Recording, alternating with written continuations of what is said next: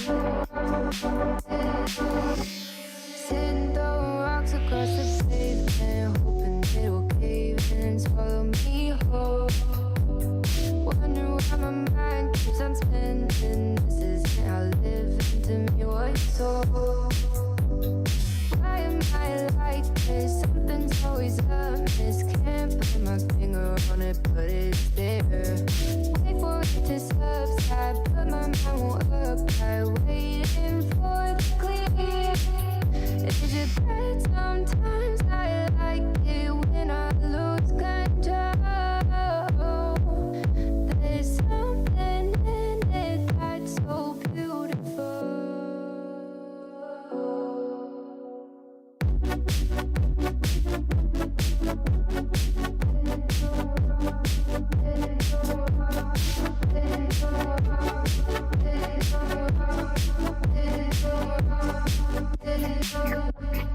Listen, I can see the light,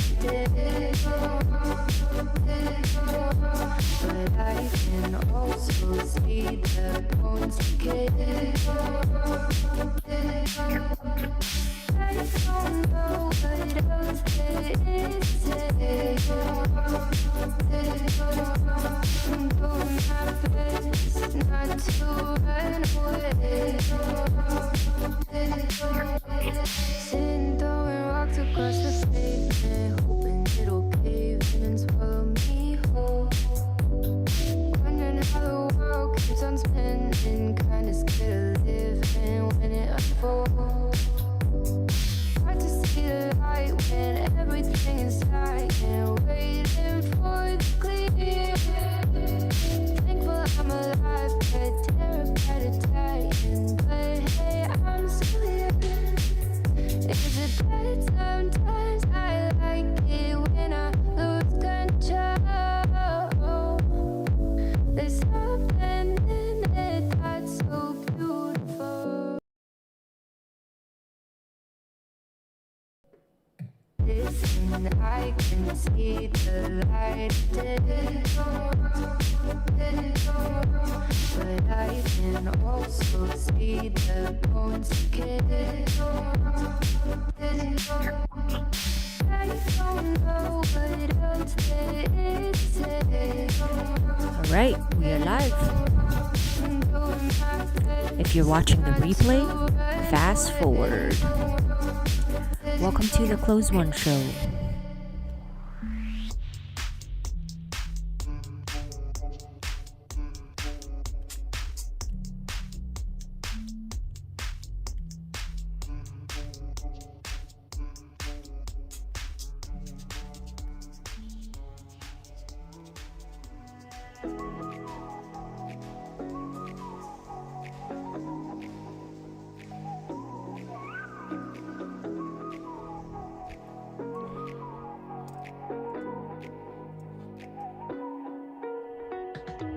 You're the night sky trying to make me see your stars, but the dark gets lonely.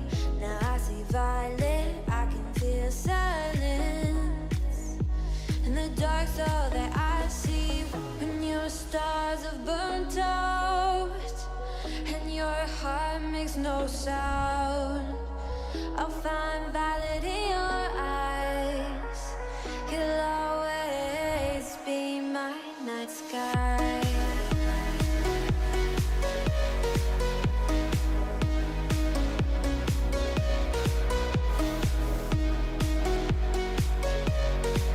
You'll always be my night sky.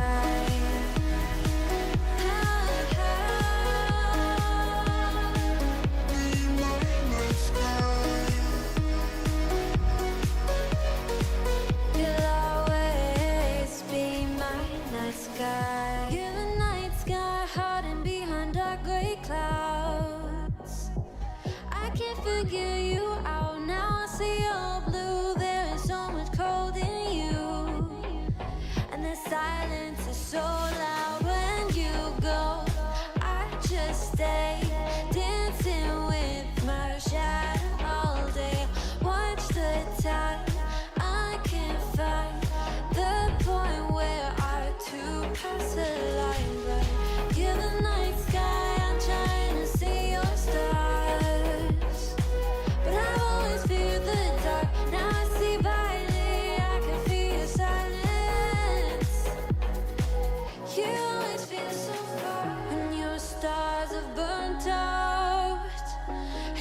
your heart makes no sound. I'll find valid in your eyes. You'll always be my night sky.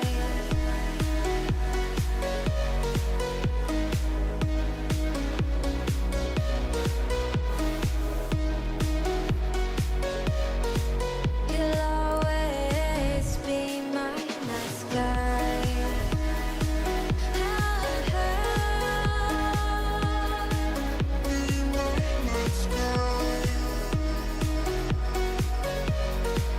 You'll always be my night sky.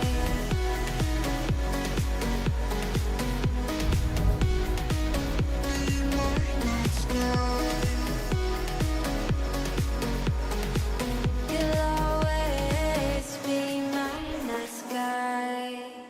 I get lost inside my thoughts, and when I start to think, oh, the Tahoe close, it starts to end up on the brink. I tried so hard, but all these scars, they cut so deep, I bleed. I fell so fast from heaven, it's like Hey Blair, what is up? Welcome.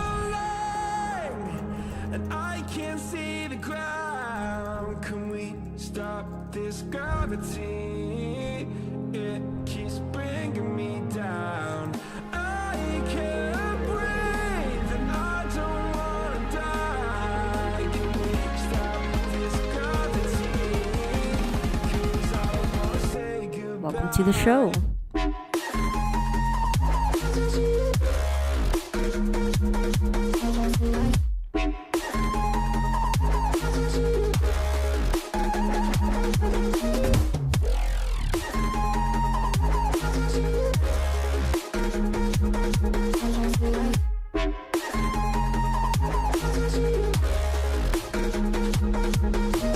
I forgive the pain you gave to me so long ago. Hello, Shar. Sleepless nights I laid Party of three. let go.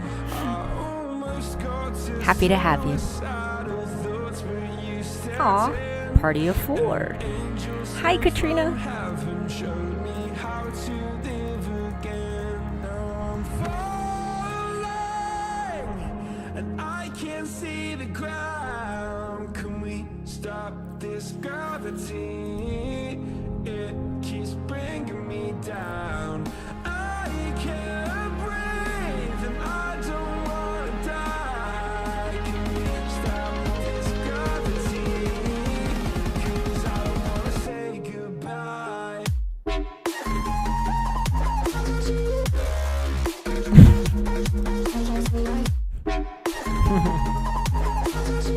You're funny.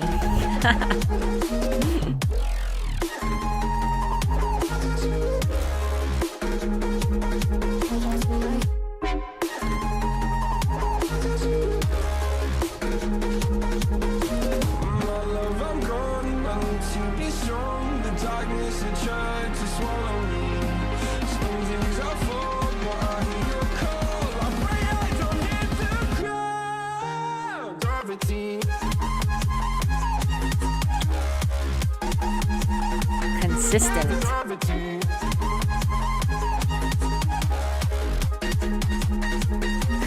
Gravity.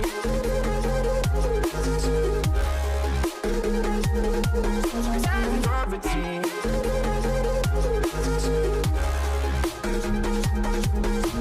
Gravity.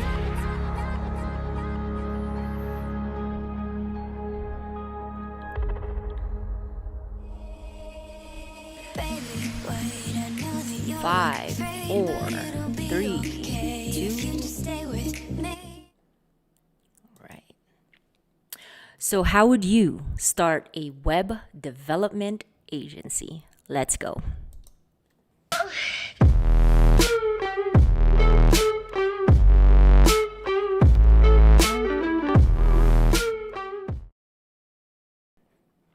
Hey, what's up everybody? Zen here with ClosedWon. Welcome to the happy hour edition. This is a channel where we can enjoy a nice cup of joe and cover basic sales tips for first-time founders.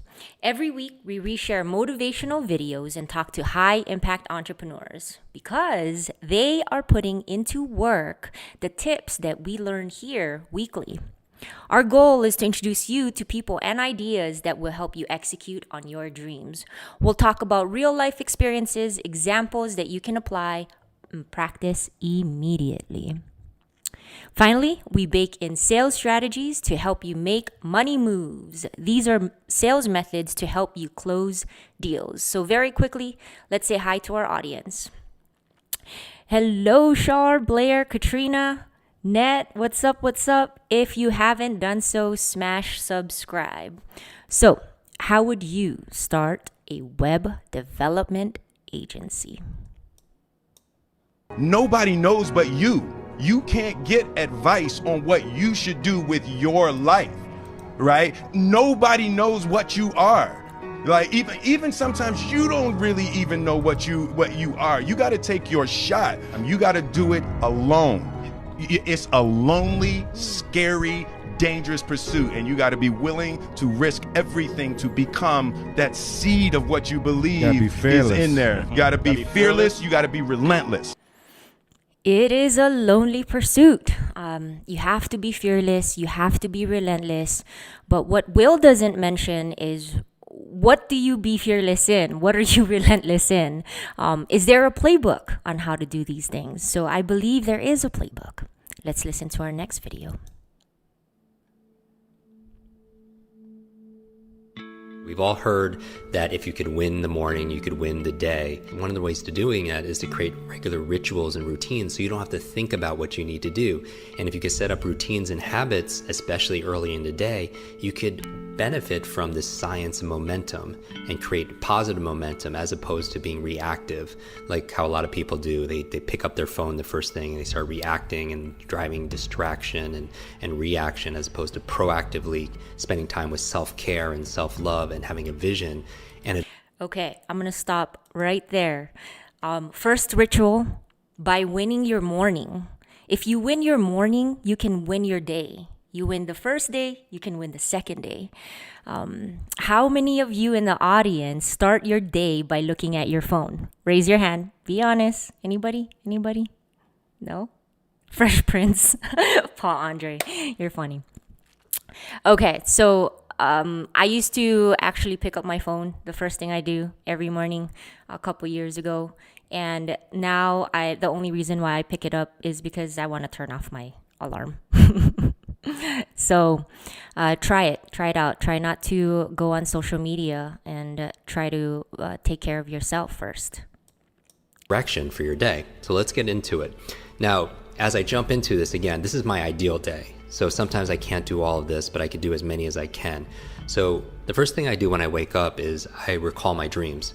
When you're dreaming is that you're actually processing and integrating and working on solutions, your subconscious mind, to the things that you're focusing on during the daytime, but most people forget their dreams. After that, I get out of bed and I make the bed, okay? And now this is something that is obvious that most of you do, but if you don't do it, take 2 minutes and make your bed, because that's a success habit, right? If we're talking about positive momentum, the science momentum, getting things done, checking things off, doing it with excellence, then make your bed. It's worth the 1 or 2 minutes, because again, how you do anything is how you do everything. And to have a good check mark on something like making your bed is very powerful, because it teaches you to be able to do something really well in excellence like they do in the military. And the other benefit is when you come back at the end of the day, you come back to success. You come back to your bed already made. After that, what I'll do is I'll go... Okay, I'm going to stop right there. The biggest thing I got out of that video is how you do anything is how you do everything. Take a moment, listen to that. I mean, how you do anything. Do you guys make your bed? I don't make my bed. My wife makes my bed.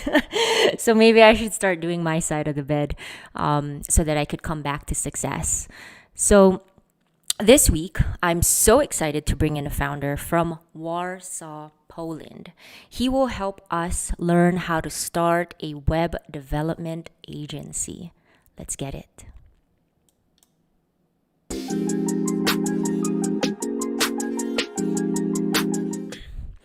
Our next guest is the founder and CEO at Teacode, a team full of passionate programmers where their dreams is to create solutions that face real-world problems that change our reality. Mike believes that only high-quality software developers can draw out the full potential of a project.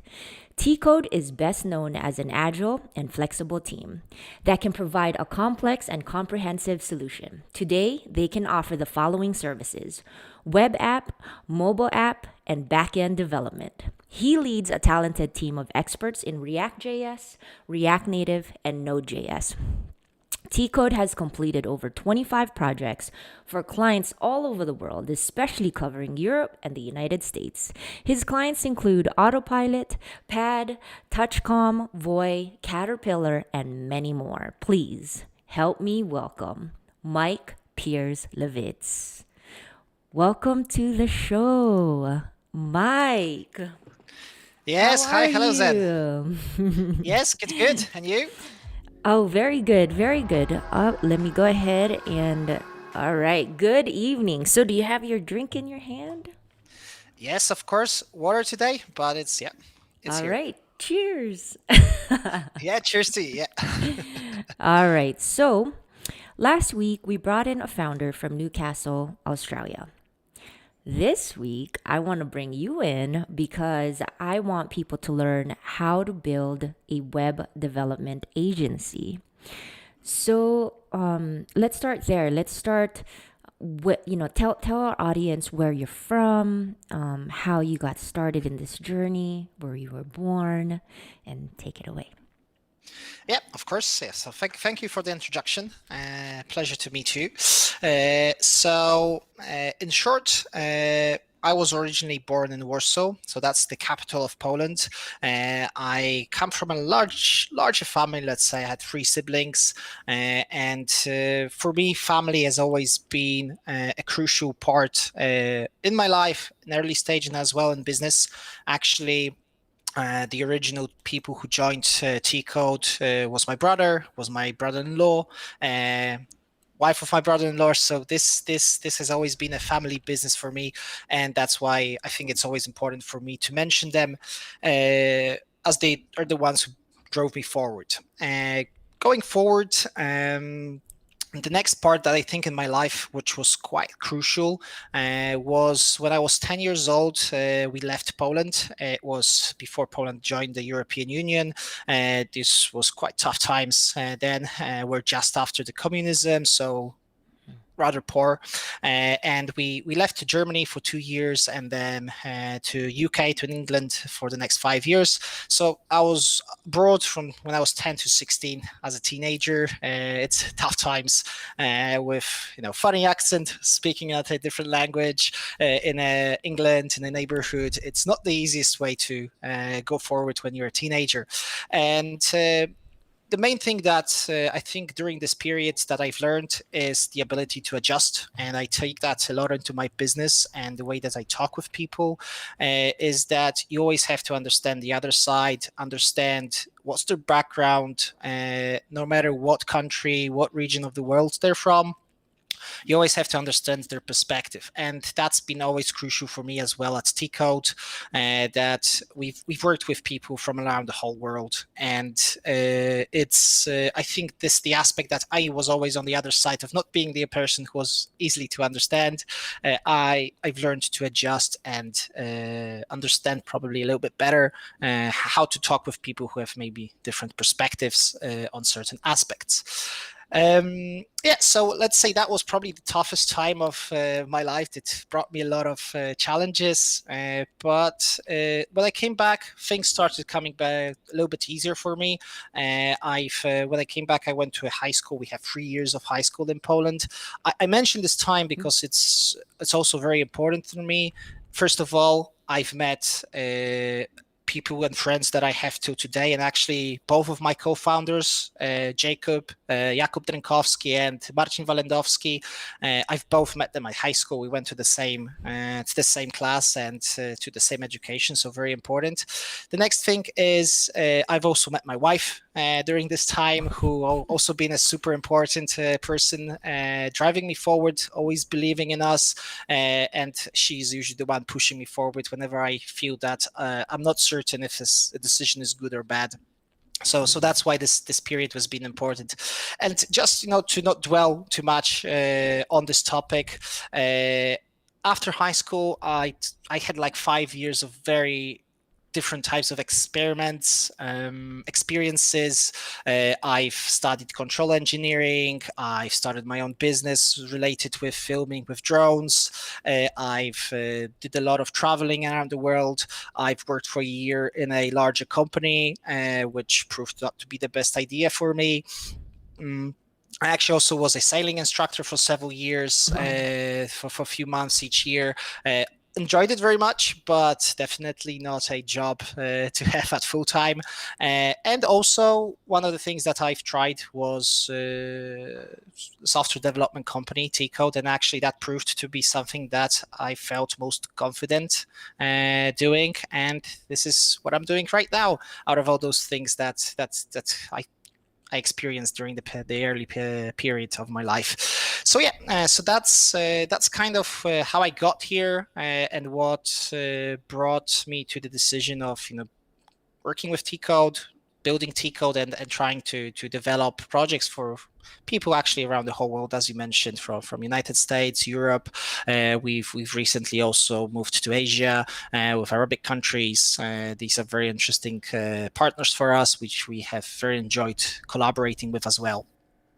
So I hope I talked a little bit about myself. I don't really enjoy doing that, but I hope I answered your question. Yeah, of course. Quite wide, yeah.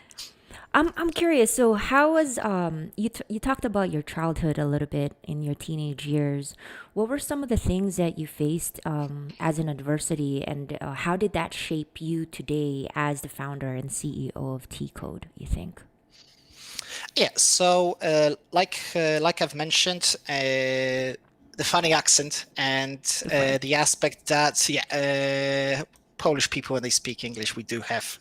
I do believe we have a specific way that we speak, which I always found funny, and that was one of the things that I think I always was the outside person.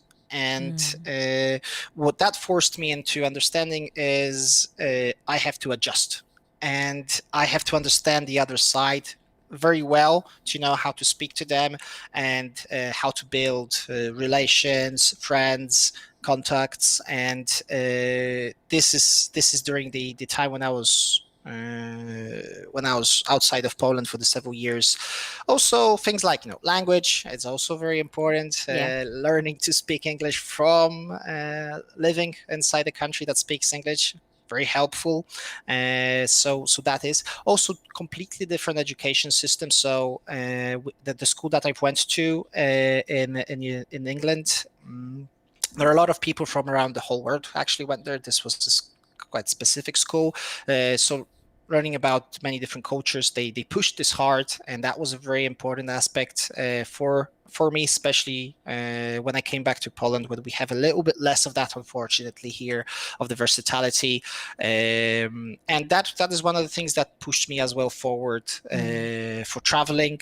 Why I mentioned traveling is important for me because one of my both co-founders, so Jakub Drinkowski and Marcin Walendowski, they went for in Europe. We have an Erasmus project during the university where you can go to different countries and study at a different university and learn their culture. So they actually went to the Canary Islands. Perfect destination for studying. And for me, traveling, my wife went there for quite a long time, over a month. We lived with them and stayed at the place, and built a very close relation outside even the high school after that. And I think that was one of the times that really brought us together, and also led to a decision that we can trust each other to build a partnership and try to do business together. I wanna stop you right there, because I work with you, and I think that this is one of your superpowers, having the ability to see from someone else's point of view. What are some of the tips that you can give, someone who might have an issue, not an issue, but kind of a difficult time? This is a very important skill, to take off your prisms and put on someone else's lenses and essentially try to think like them, feel like them. Like, what are some of the things that you do in order to put yourself into the other person's shoes? And that is a hard question. So for me, a very important aspect is we traveled a lot with my wife around the whole world, and we lived. What we always important for us was live in those cultures, live in these places, and understand how people live there and why they make certain decisions they do make. And that gives me a much easier perspective, because in Poland or in Europe, we might have a different way of approaching business. In the United States, it's a different way of approaching business.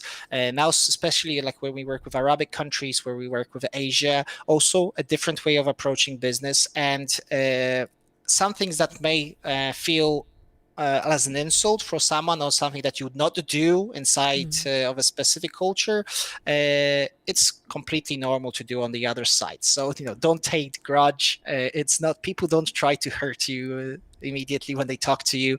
It might sound differently when they say something, or something might be normal for them, but for me, it's always keep the emotions at very low. And even if you do not like the way that something is handled, it doesn't mean that it's a problem from the other side, and they may have a fully reasonable reason for doing that. So for me, it's always controlling the emotions and trying to reason. Okay, so they're doing this, they're speaking in such a way. Okay, what brought us here? And yeah, so that's probably the way that I approach this regarding to speaking with anyone. Yeah. For our aspiring audience out there trying to build a web development agency, what do you think are the main differences in perspectives, or how people deal business in Asia versus Europe versus San Francisco, right? America. Like, what are some of those off the bat you can tell to give us a heads up on? United States, very fast. You make a decision, you make quick decisions, and you have to be available right away. Europe is a little bit slow. We don't trust that easily. Definitely, and that's what I feel, especially with Western countries in Europe. The process of building trust takes much longer. I'm not mentioning which is better or which is worse. It's very hard to say that. Then, for example, when we worked with Asia, the process of negotiation completely different. For example, the aspect of talking about the price. So with Asian countries, we found that people were much easier for them to speak about the price, harder at negotiations and at numbers. And then in Europe, it's more of like you say the price and that's the price. No one really talks about, hey, can we make it like, try better, give us a better price. It doesn't work like that. And so that's I think that like the few things that definitely come to my head. Right. Yeah. One of the things that I realized too, like that the meaning quality in America, quality tends to be new, whatever is new, novelty. And then if you go into Japan, quality is like the durability, the reliability of a product. So it's a very different type of definition of quality. And so I'm going to move on to the next question here, which is failed experiments. You briefly covered it earlier in your journey. What are some of the failed experiments that you've tried prior to starting Teacode? I know you were a sales teacher and a lot of different types of lifetimes, but share some failed experiments that essentially made you who you are today. Yeah, have a lot of these. So as I've mentioned, I had the period where I tried a lot of things, and most of them failed. So first of all, one of those which I feel wasn't a success was my first company that I started, which relate. I was basically a drone operator. We would film videos and then create like promo videos and things like this. And why am I saying this failed? Well, I am not doing it anymore. But definitely the experience that I gained from this running this business during the time when I was at university was very important for me. Things like it allowed me to travel around the world a little bit, around Europe especially, because we did work with some travel agencies. Then they took us in many different places, and we would go see a new place, make videos. The one thing that I've learned from it is that I don't like making videos, so that's definitely. And I get very stressed when I fly a drone. So these were two things that that they taught me that probably not the thing that I should continue doing. And let's say the money wasn't the best here as well. Next, as I mentioned, I was a sailing instructor, and again, failed experience because I don't. I can continue sailing every year now, and it's my big passion, and I always do that. But I don't teach anymore, mostly because after the few years, I just too many times of the same things, the same people, like different people, but teaching the same stuff just got me very tired of it. And that was very good time. I spent a lot of time outside on a boat in the sun. So brilliant. Met a lot of very interesting people because I used to teach smaller kids up to adults who with also many different backgrounds coming from many different places, Poland and abroad. Very interesting time. And so yeah, that's a failed experience, as I mentioned, because I don't continue that anymore.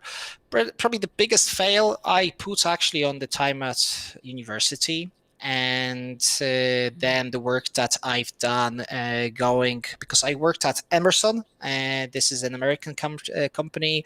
I worked as a control engineer there for 7-8 months, and this is a large company. So again, the experience I gained, I don't want to work in a large company where I have to have all these mechanisms, procedures, tickets on everything. It's too much boilerplate around the work you do, and you have to do a lot to provide any value. And that always hurt me a lot, that you have to do a lot of things around to start providing any value and for your work to mean anything. So that's why it was definitely not the direction that I wanted to go with. Yeah, so I think these are the few experiments from pre Teacode that I had, which I think led me to certain decisions and a certain way that I do business right now.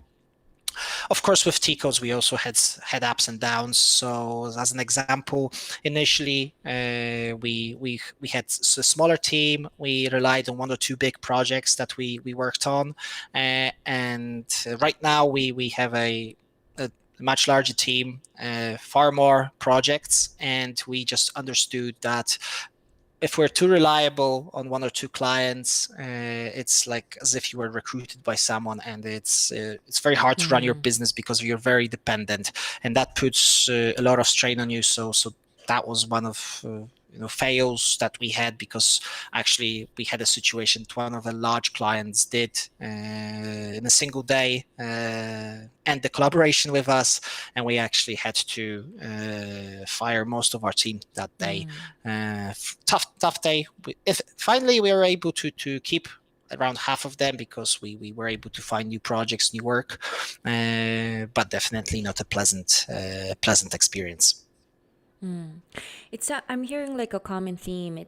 There's three that's quite important. The first is travel. Meet as many people as you can. travel so that you could learn other people's culture. And I guess inherently when you travel, you just have to be in another person's world, and so therefore you kind of change along with that.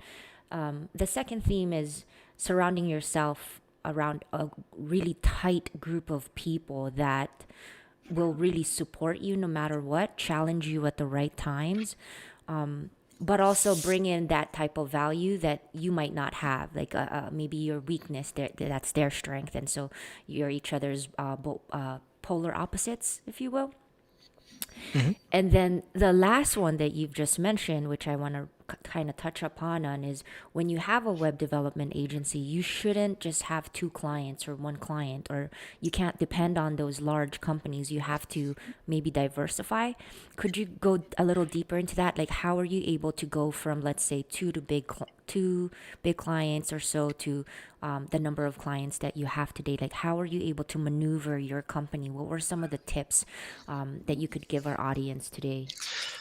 Yeah, so we and the main thing that we did regarding working on smaller projects is we just went forward with working on them. And what I mean by that is in the software world, there's a lot of people that want to do software, and in reality, there's probably more projects than people who can work on them. So we started collaborating probably with people that we would initially not really feel confident with collaborating with. So well, let's say we took a leap of faith from our side. And that led us, to trust people and companies of startup at a very early stages, people who just starting a project. That was probably the first thing that we had to. That was like a barrier we had to cross. The next thing was we extended what we do. So we concentrated only on software development. What we did was we extended that we are able to handle the whole project development process. So take an idea, and usually people start with an idea. They don't have a full design, how they want to do it, what they want to do. They usually start much earlier, and we burden ability to do wireframes, designing, analysis of a project. And we, after the initial few projects, we learned what's the typical life cycle of a software project, what are the steps that you have to do, and what are the challenges. And what we did is we became more of a full solution providers instead of just developers, and that allowed us to collaborate with a new group of people who weren't strictly technical themselves, but had an idea, and they needed development, and they needed technical support. So I think these were the two main aspects which caused and allowed us to work with a wider group of people and a larger number of smaller projects. Yeah, a few episodes ago, we also interviewed a digital design agency in Silicon Valley, and I'm going to ask you the same question I asked him, which is, what is the one advice you would give entrepreneurs or first-time founders before they come to you with that idea and they're ready to build it? Like, what is that one advice that you should tell them before they go to any web development agency? Like, you must do this first. What would that be? Oh yeah, that's a tough question, definitely, because each project, each business has its own differences, but what we what helps us from our perspective the most is when someone comes to us and they've done a lot of research themselves and they have a good understanding of what they want to do and what are the options, and as well from technical side and possibilities. The toughest situation is if someone is coming to us, they say they have an idea and they don't have a clue if it's technically even possible to do, or if anyone else is doing something similar. So I know it's not maybe the best advice to research pre when you come in, but it's if you've done that, it's there's not usually an element that is a blocker that stops you from starting and moving forward with something. It's, checking competition, what other companies are doing, how they're solving, because sometimes you may think that something is possible, but then you check how other people handle it, and actually that can inspire you to look at it differently and see that maybe the challenge lies someone else. So that is always the most important thing that's the first question we ask. Do you have some specifications, some documentation of your research, of what you've done, of competition? And these are the first questions we ask. Without that, it's very hard to even start talking. Yeah, I hear you. Research sounds so fundamental, but if you really think about I bet all of the founders that you talk to, they probably don't even really do like hardcore marketing research, because we're not really trained to do that. I can tell you right now in San Francisco, the motif is move fast. What is it? Fail fast, fail often. And so just keep going, move fast, move fast, move fast. And so while you move fast, supposedly you're going to capture that marketing research. And so in this situation, I think I strongly agree with you that people should have some kind of marketing research, not just of their audience, potential users, but also how it could not work, the opposite. Because most people would try to validate the idea, and they become kind of biased to that idea, but they should also try to figure out how could it not work, how could it die. They should put it through that kind of litmus test for sure. So let's move on to the next question here. So the topic of the show is how to build a web development agency. We're in Warsaw, Poland. So can you share some of your strong daily habits that has helped you build Teacode, from the very beginning up until now, especially being in Poland? There's some great competition out there. Like, I've seen a lot of very, very good startups in Warsaw.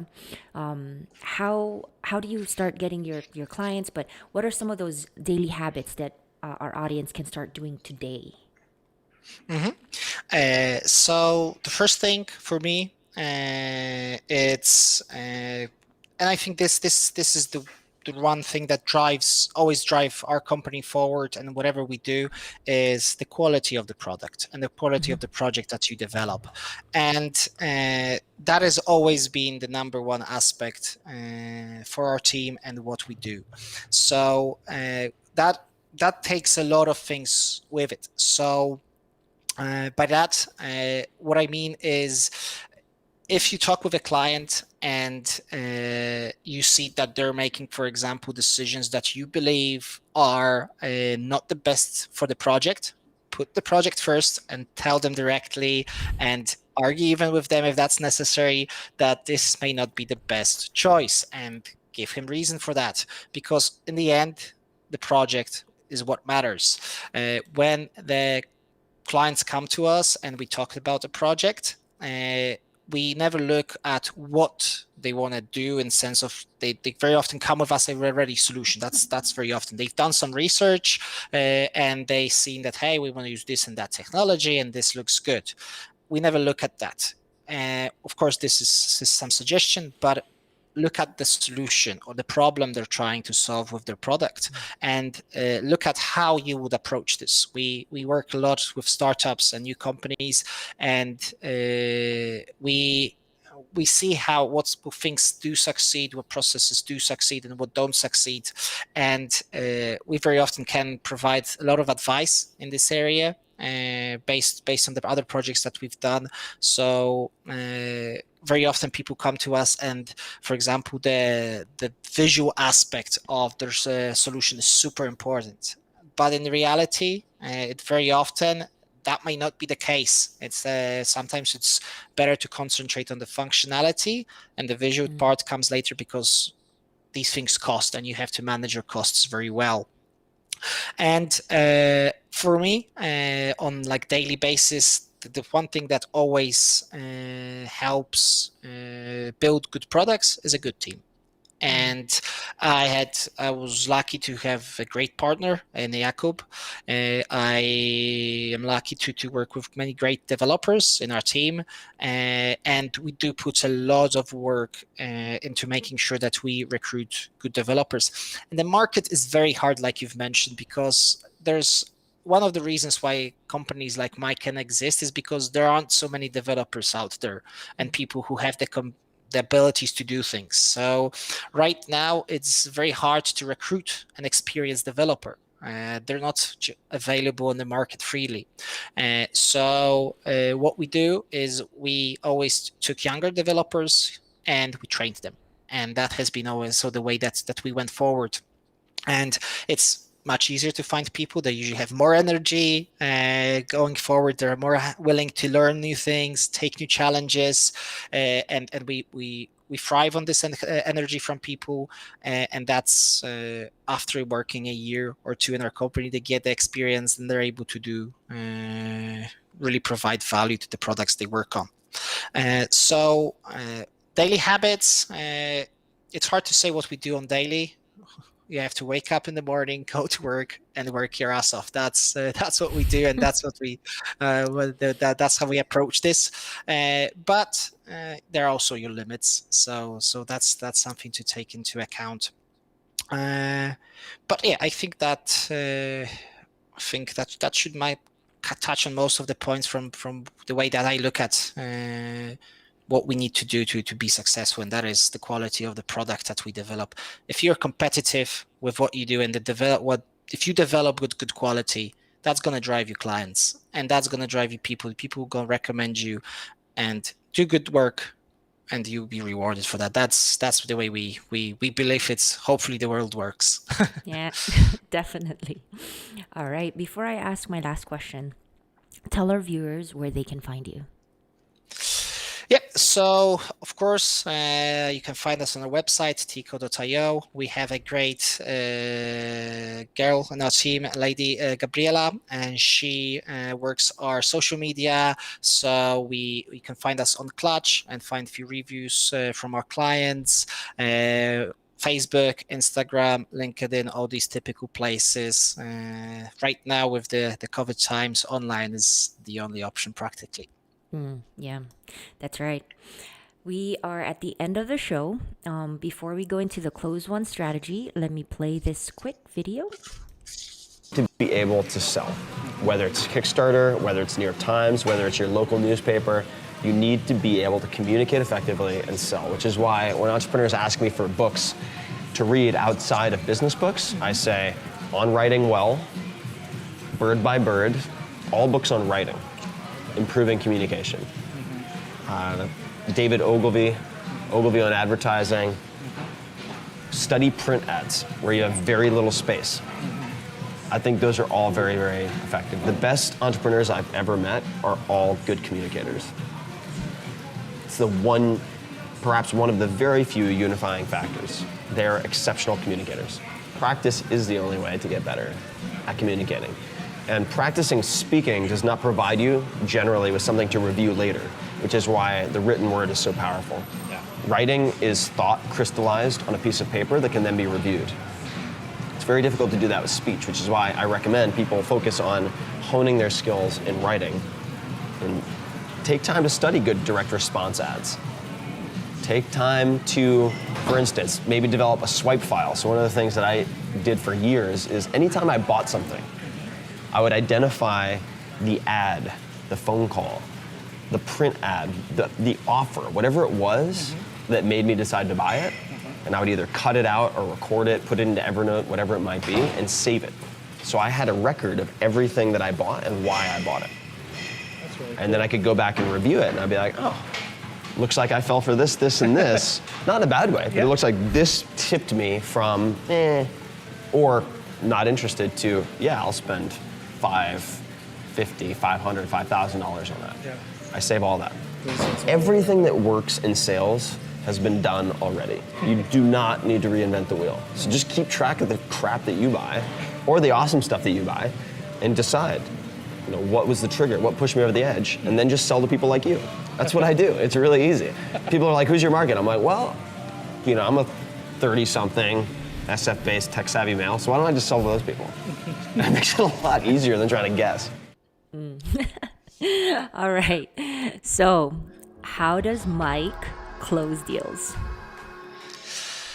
Oh yeah, good question, and especially the software market. It's not like selling a product in my perspective. It's not like you take a cup, hey, it's $2.40 and or $2.99 and buy, and I would not be a good seller probably when it would come to this kind of products. The first thing from our perspective is how we start, and that's probably the most important. And we need to build trust fast. And we have to build the trust from the first call with each email, with each response. We have to have this trust because we're becoming partners, technical partners with whoever we collaborate on a project. And they need to know that they can trust us to do the work in time, and to do it right when it comes to the technology, and that they can rely on us in a long-term perspective. So there are many different things that we do to build the trust. First of all, we never pitch ourselves, and we don't try to sell them a product. We always look at their problem and try to come up with a solution. We try to always give value as fast as we can. So when they come to us, we try to provide technical advice whenever we can. And this always was important for us to if we can, in a small call, 30 minutes, 1 hour, give some technical feedback, technical information from our side. It always helps build this relation. So that is the first thing that we always concentrate on the start, and that has to go through the calls, that has to go through the emails that you send, the materials. It's number one important thing for us. The next aspect is, okay, you've built trust, you are talking, you've shared some estimates, some suggestions of how to develop, how we want to go forward. Now, how do we actually come to closing a deal? And that's something that we found challenging, because very often the projects that you want to develop can be quite big, and it's going to be a big decision to make the decision to go forward with you. So what we do is we initially tried to maybe give a better offer when you try faster, or you start with us like in a week or two, but we found that it didn't really work. It hurt the trust part. You were trying to force and sell yourself, which is I think it's not the best way to build the trust. So what we do is we offer to start small instead. So for example, we offer to do a small POC, 2 weeks of work, or we offer to prepare wireframes at a lower rate initially to see how we collaborate. Once the two sides are involved, and we know that when we do start working, people will enjoy working with us. We feel confident about this. We know that if we hook them in, we know that they start talking with our team, communicating with our team, and they'll be happy to continue. So that is first building the trust and making sure that they do consider us as a viable option, and then make it easy for them to start by giving a smaller step that they can take initially to get things moving. So these are the main two aspects that we have regarding our selling process and the way that we approach this. Definitely. Trust from beginning to end. I completely agree with you 100%. Thank you so much for coming to the ClosedWon show. Please stick around, enjoy your drink, live chat with the viewers, answer a few questions in the comment section, and let me play the outro. Yeah, great. Pleasure meeting you. Pleasure talking. And I hope I wasn't too boring. Not at all. Very, very valuable. Thank you, Michael. Great. Thank you. All right, closers. I hope you enjoyed learning more about Mike and his journey to becoming a successful entrepreneur. Imagine growing up as a kid in Warsaw, Poland, right after a peaceful fall of communism, starting a web development agency. Even after failing from building a drone company and a sailing business, he didn't stop, he didn't dwell, he kept on going, he built trust fast. From the get-go, from the phone calls, from the emails, from the POC. That is how he built a web development agency as the founder and CEO of Teacode. I believe that this is a journey that anyone can go on, and that the biggest mistake you can ever make is to not have a strong daily routine, when in fact, forming rituals and good habits will help you control your day by starting with success. Think about what Jim Kwik says. How you do anything is how you do everything. So if you want to be inspired, follow his journey and check his business out, teacode.io. Rewatch this video, listen to his story, learn and apply as much as you can for free. It will change you if you let it.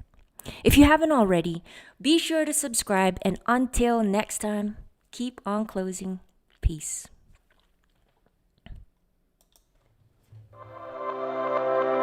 Becoming a successful entrepreneur isn't easy, but it's not impossible. Subscribe to my channel today, and together, let's figure out how to grow.